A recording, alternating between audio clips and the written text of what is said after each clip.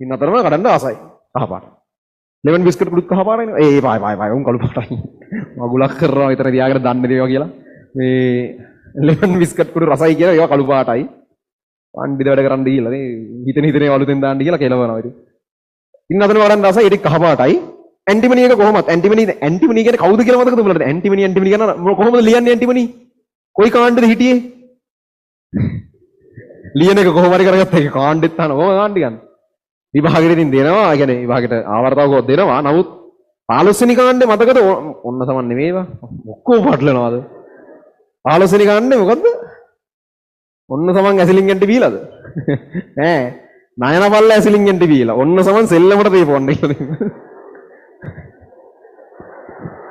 මාරු කරන්න එපා මචං. මොකද නයන පල්ල ඇසිලින් ඇන්ටි බීලා.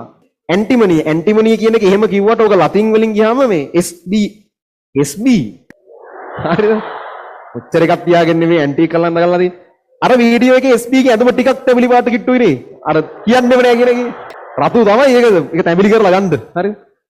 SB ගේ එක. එතකොට මේ SB ලියන්න පටන් ගත්තා P අකුරෙන්. SB to S3